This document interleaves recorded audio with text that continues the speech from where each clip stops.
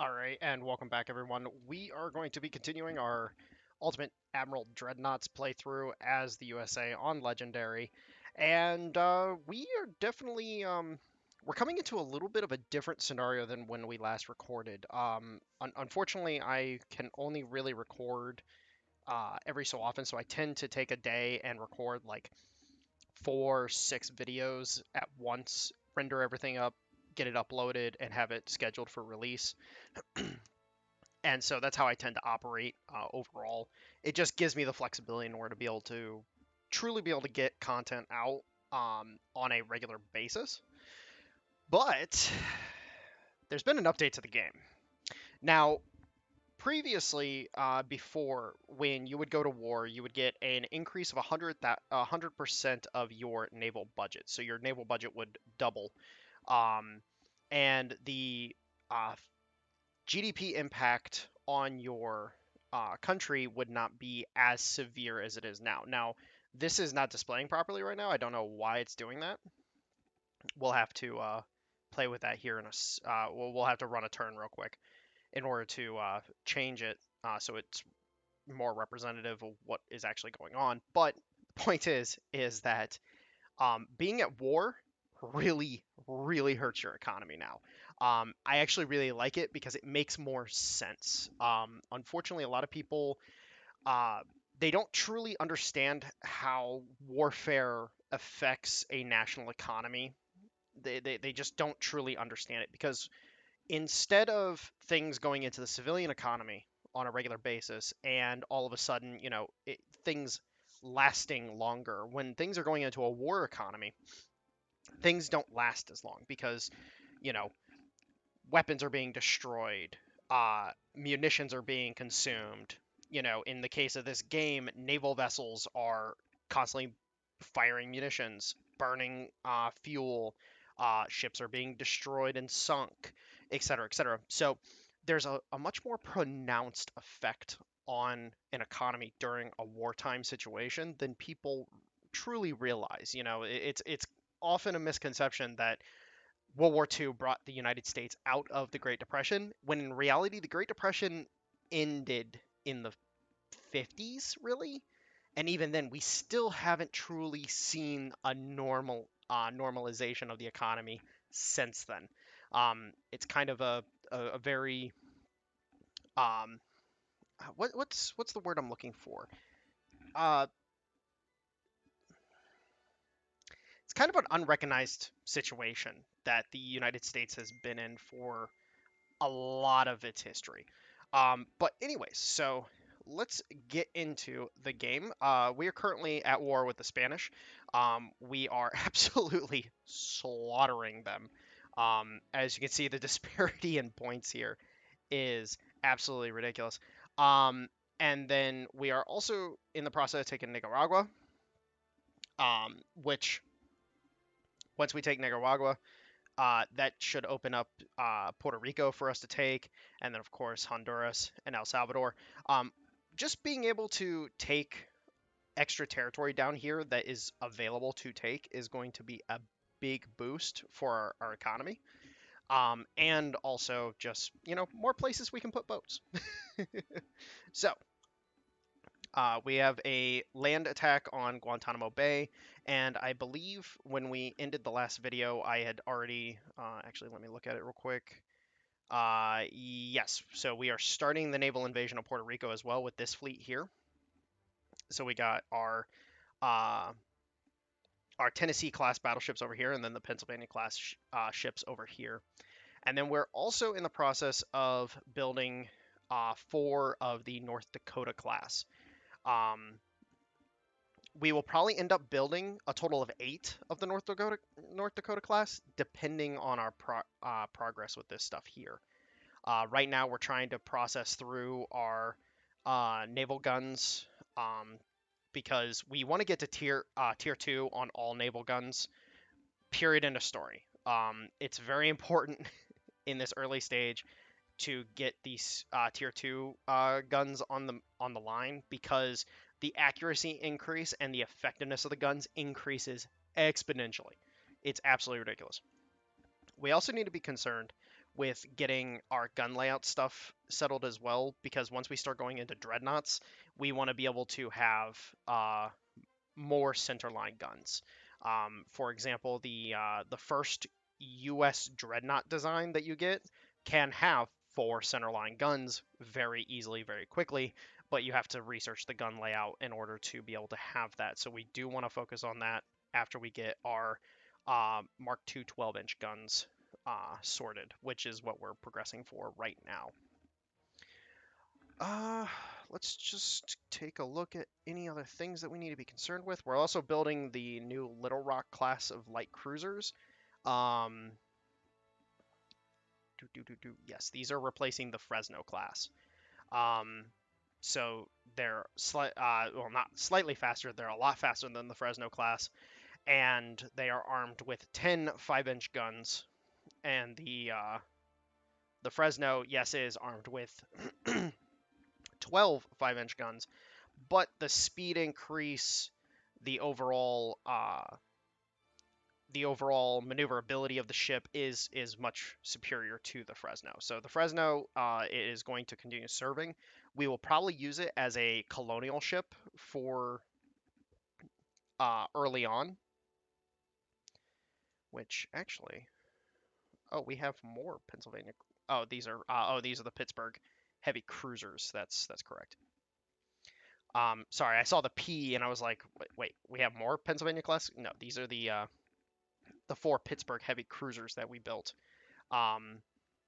Which again, the Pittsburghs and the Fresnos will get sent to colonial duty, so they'll be primarily down here in the Mediterranean or in the Caribbean. Sorry, I'm used to playing in the Mediterranean with Austria here.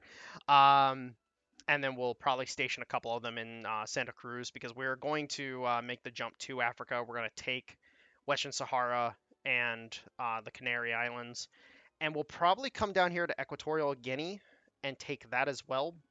But we probably are not going to make the jump to the Pacific.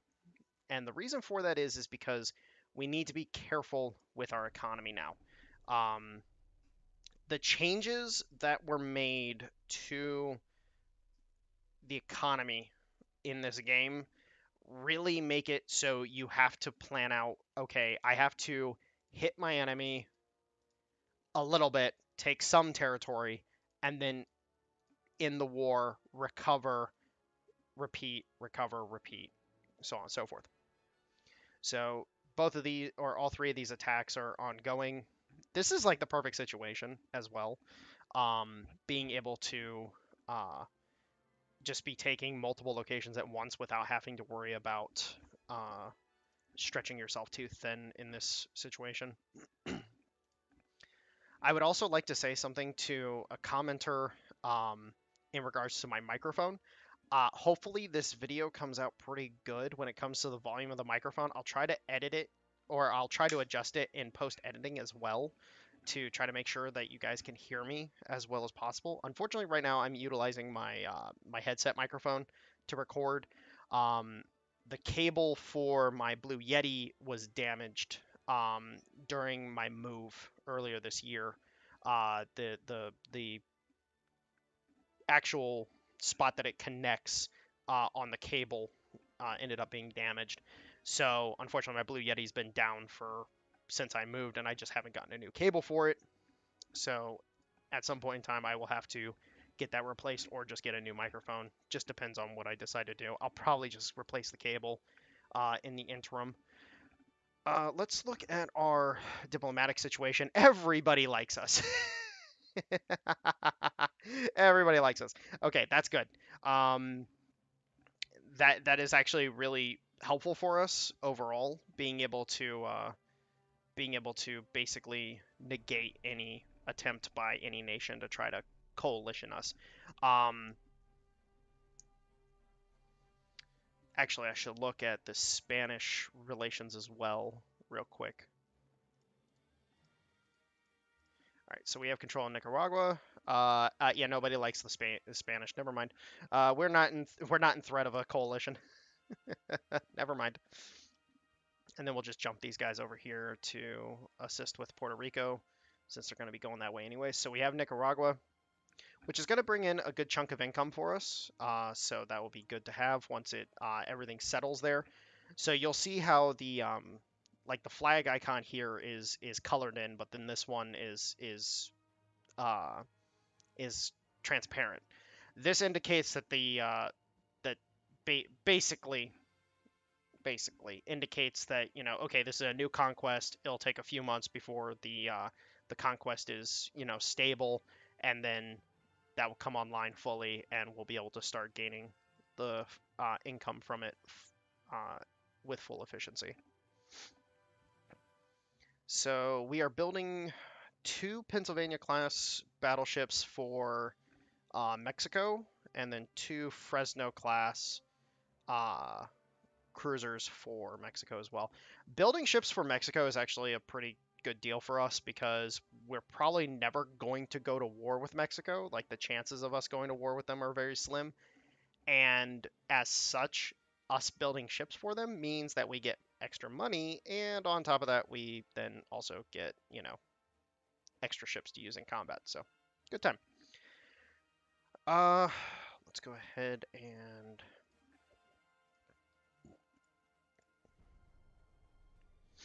progress forward.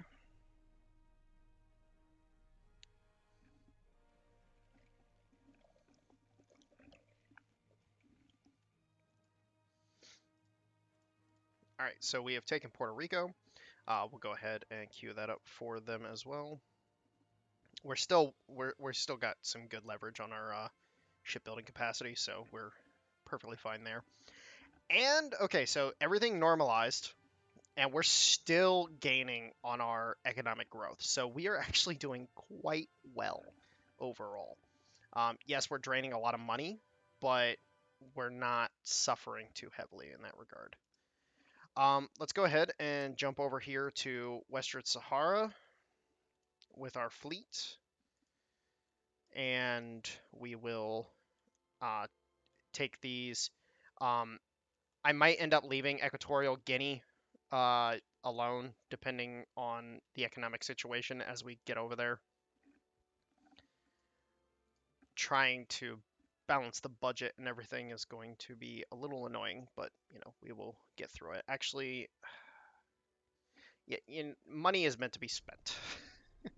If you have the money, spend it in a fashion that is correct. Which, for me, if I have extra money laying around ready to be spent, I tend to put it in my investment account. But that's just me. Make your money work for you, ladies and gentlemen. It's the best time of the day.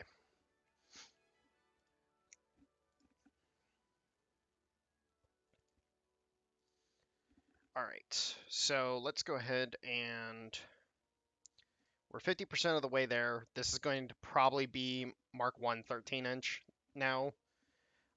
And then we're 14 months from getting 8-inch casement guns, so that finishes up all the casement guns, or casement gun research there.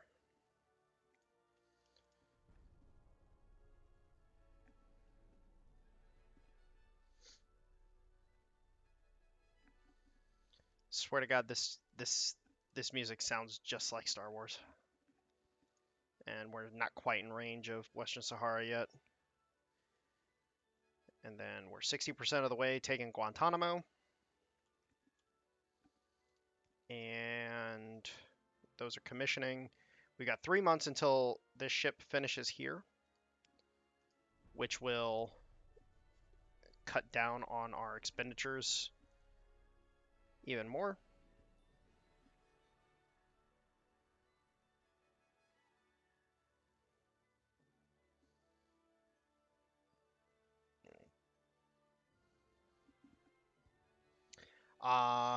Yeah, no, not paying any money for anything. We'll go ahead and queue that up because more money. All right, so we need to adjust our finances a little bit. So we'll go ahead and send the tech budget down to 50% for right now, and then we will get the naval invasion of Western Sahara underway. Then 70% on that.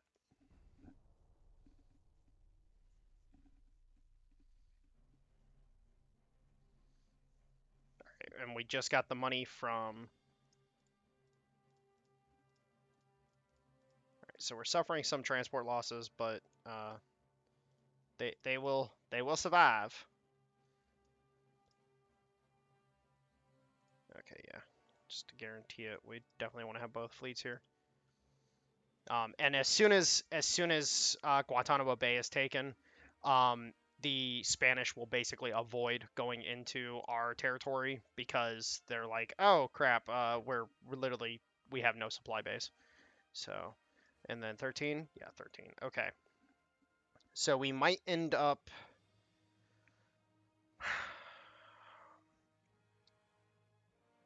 I want to try so desperately to research these two before I go for my Dreadnoughts full bore. So.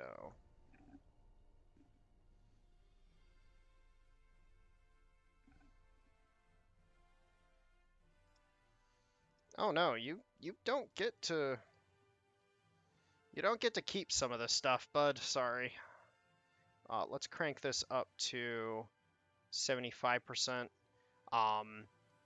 just to be able to keep up the research developments as much as possible. And then right now we're building a lot of ships. These 4 ships here, which I'm actually thinking about it. I probably won't build more than these North Dakotas personally, because the Tennessees, the Pennsylvanias, and the North Dakotas all put together. The Tennessees I'll end up sending to the West Coast, to be the garrison fleet on that side, just to prevent the Western North America region from being attacked. Actually, this would be a good place to put the Fresnos as well, and the Pittsburghs. I might just send those ships this way, and then we'll station the Pennsylvanias as a reserve fleet, and then the main fleet will be made up of the North Dakotas. Yeah, I think that's how we'll roll that. Then we got Western Sahara under our control.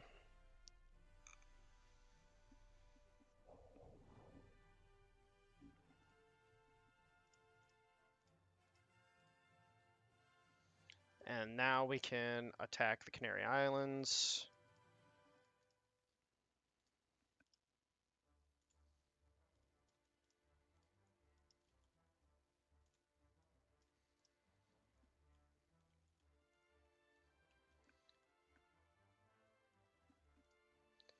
Our economy is still growing, and once these battleships are done, I'll put them on reserve status, and I think we'll continue taking territory. I think we might be able to just do this. And then that gets taken next month as well. So now we have complete control of the Caribbean from the Spanish. The Spanish have been completely kicked out of the Caribbean, and now we are taking the Canary Islands. And then we'll just go boom, boom, boom, and then we'll send the ships around to the Pacific.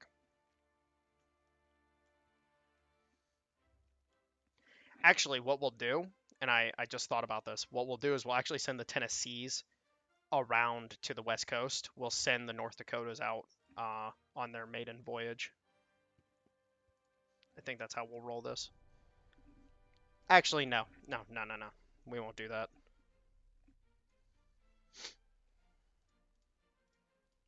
These guys are already over here. We might as well just use them. And they have enough tonnage to be able to do things. No problem. Alright, so slowly but surely getting this research done. And we're making more money off of selling ships. We have 6 months left on the Tennessee. We have 1 month left on the North Dakotas.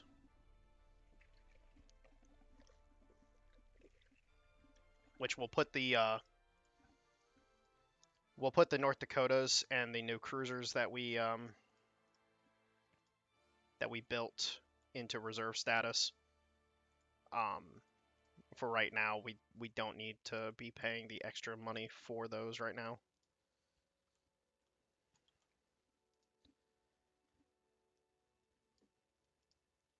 So you guys can just defend for right now, and then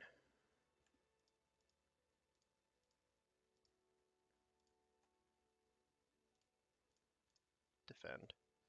Okay. And that will take a chunk off of our expenditures as well.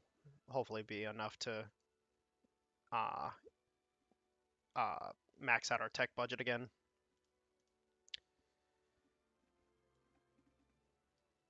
Yeah, we're doing good so far. Nothing too egregious, nothing too ridiculous so far. That one, if I remember correctly, Mauritania wants to be conquered. Uh, okay. So this will delay us a little bit. It's only 3 months. But more territory? Mauritania, you're looking very submissive. Um, oh no, I made the joke.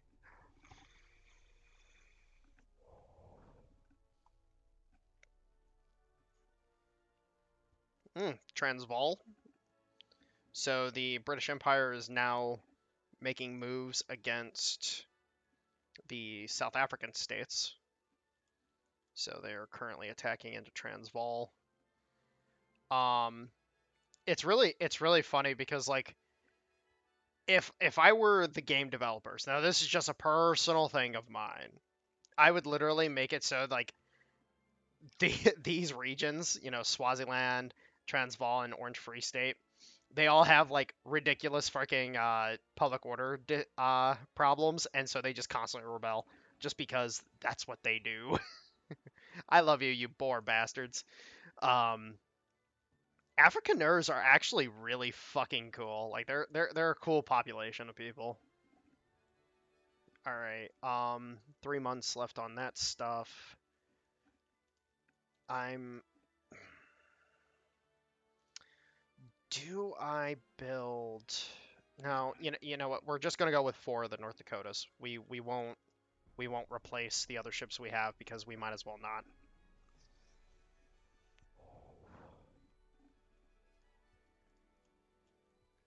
So we are losing transports in the North Atlantic a little bit, but that's fine. We can survive for right now. Our biggest problem is that we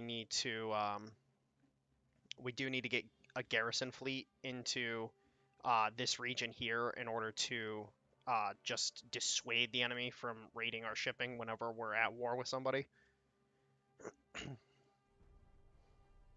And that's Mauritania under our control, which more territory is just better. Screw it, we'll take it.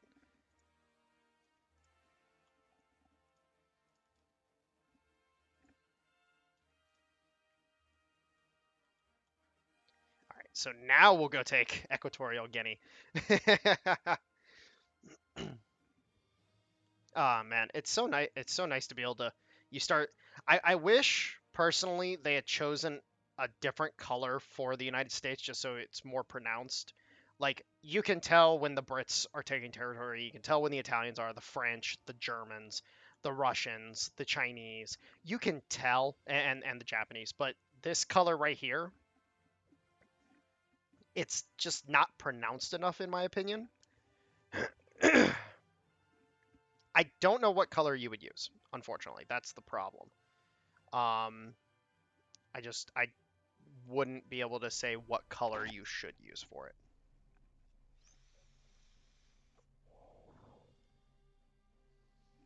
Yes, we will build you another battleship because money. Money. Money, money, money, money. We like money. Um, but yeah, the Tennessees, I actually, what I'll end up doing is, so the Pennsylvanias will go to the West Coast. The Tennessees will stay in the Pacific. They will be stationed in the Philippines. They'll act as the Pacific Theater Fleet. Can we... Okay, we're not close enough yet.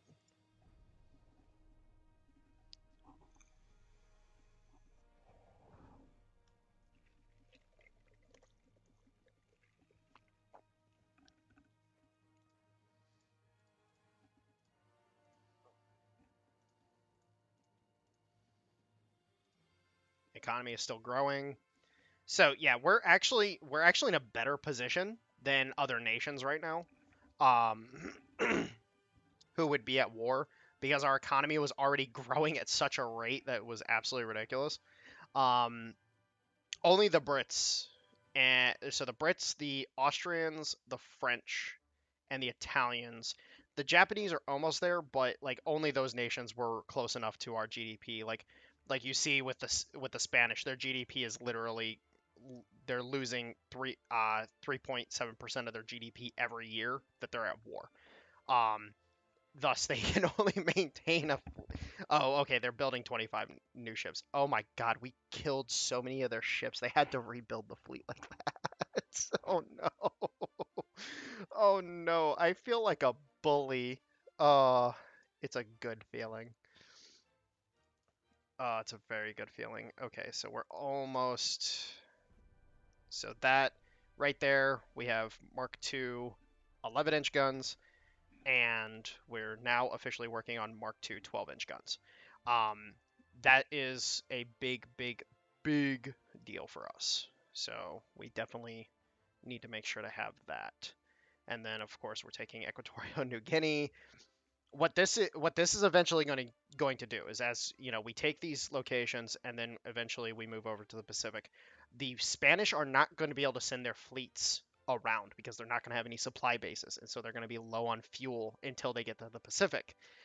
If we take the Pacific fast enough, by the time they arrive, it won't matter. And then we can just piece them up. Now, you might be wondering, okay, am I going to take the Spanish homeland? No. The reason for that is because that's going to cause problems with the French, and I don't have the forces I want to fight the French with yet, and I still want to fight the Japanese first. If I can fight the Japanese first, I'll be a happy camper. Oh yeah, we need to queue this up, so that'll put us over 30,000, and so far doing pretty solid. Let's go ahead and kick our tech budget. No, never mind. Never mind. That's a lot of dollars. That's a lot of dosh there. We don't like those numbers. Well, okay, we don't like those numbers when they're negative. We like those numbers when they're positive. Um, so yeah, now we've got advanced big funnels, so that's good. Um, if we can get advanced battleship funnels, then that will be even better because I think that's the largest funnels you can put on the U.S. Dreadnought 1.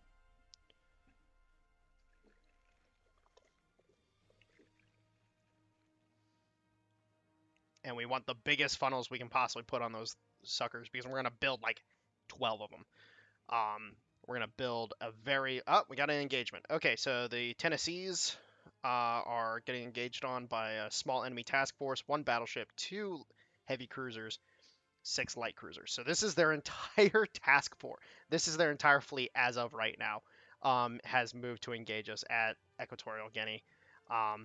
Let's go ahead and beat them up a little bit. We've already annihilated their fleets before. Let's just do it again.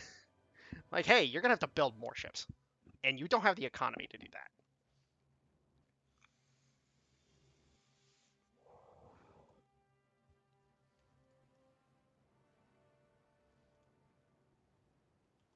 All right, so let's go ahead, put the battleships together, have them start moving out, have the Brooklyns proceed forward, have the Fresno, or not the Brooklyns, the Pittsburghs proceed forward, the Fresnos proceed forward.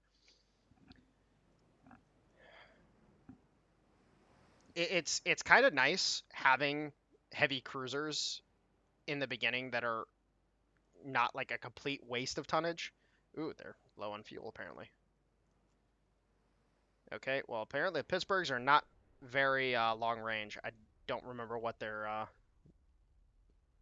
Okay, so let's go ahead and have the Pittsburghs pull off, pull away from this fight because they're just going to be useless, being low on fuel like that. So I don't want to. And then so the fleet's full health, so that's good. All right, enemy battleship sighted, sir. Secondary guns have already opened up. That's kind of the nice thing is that the secondaries do have considerable range,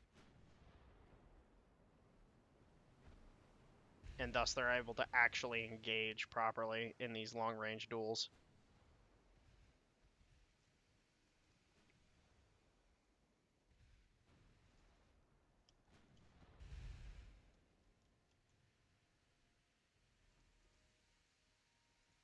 That is the one advantage of being able to use 5-inch guns on your ships rather than the 4-inch guns that you're normally able to use at this tier of ship. Is that they have the much better range that allows them to engage in proper long-range dueling.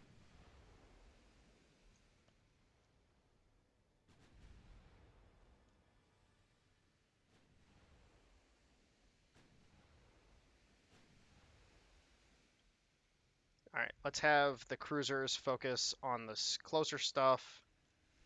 Oh, okay. Well, we actually might need to.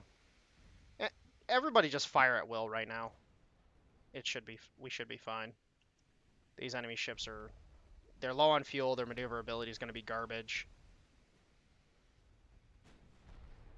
And we've already established that these things barely have any armor. They don't have any armor. Oh my god. Oh my god. They don't have any armor at all.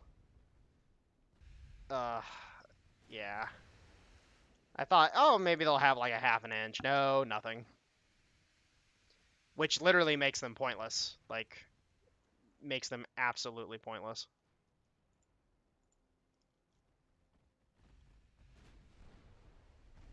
Like, HE will flood them very quickly.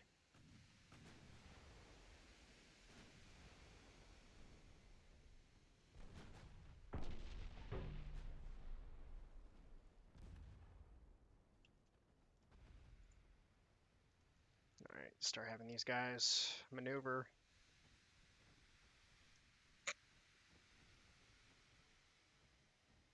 The fact that 2-inch guns are opening up on the battleship rather than the 2 cruisers in front of them is pretty funny.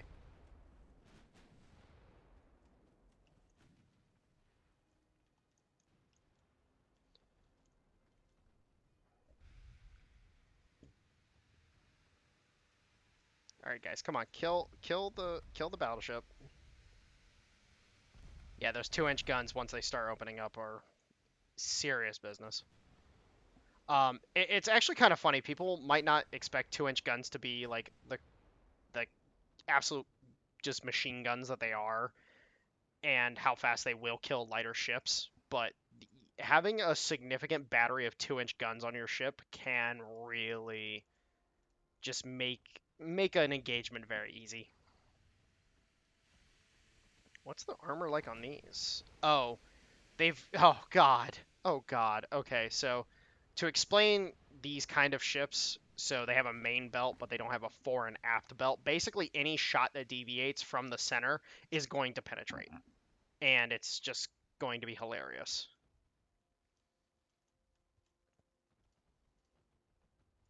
And again, because the cruisers are using 5-inch guns, they have the range in order to actually be able to hit this ship right now. So we're just throwing lead downrange from our entire battle line.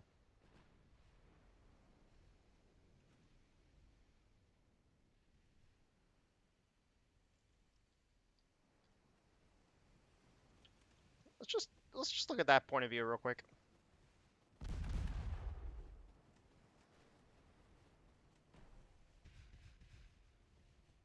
That's not a situation I would want to be in. Now, unfortunately, the accuracy on our ships is quite minimal because, well, I don't think these guys have rangefinders. I'm not 100% sure, unfortunately. So we're still, and you know what? It's 1886. This is the early days of proper battleship combat, so the accuracy wasn't that great to begin with.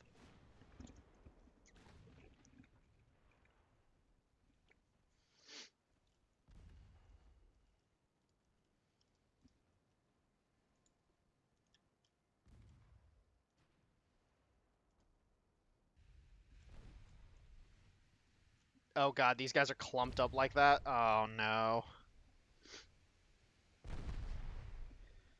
Yeah, so AI being retarded, of course. Oh. Yeah, any miss can potentially kill another ship. You know, it's a great time. This is why I stagger my lines like this.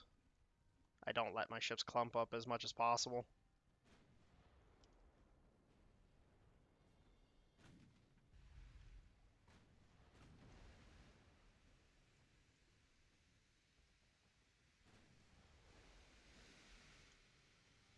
Ooh, he actually blocked a shot.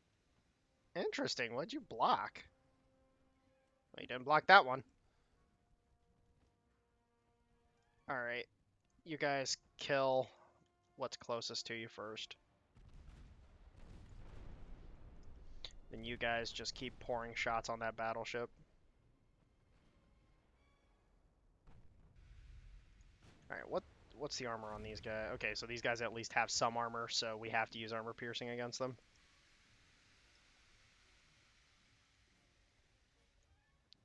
Keep the maneuvers up.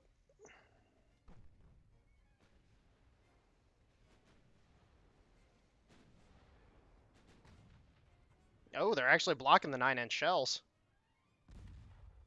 Oh, they didn't block that one. Oh, the officer's dead, sir. Oh, no, he's not. Oh, there he goes. There he goes. He's dead now.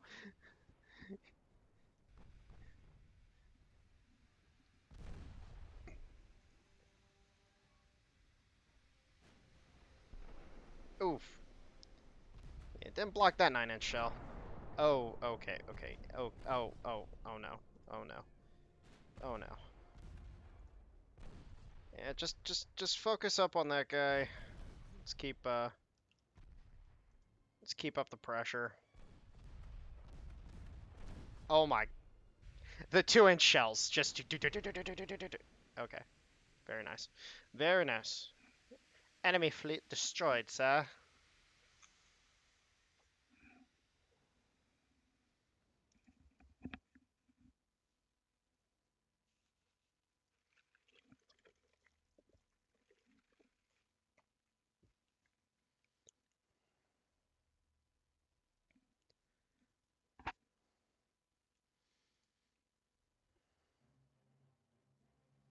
Alright, cool. And we took Equatorial Guinea, which means we can now proceed to the Philippines. So we'll start at Manila.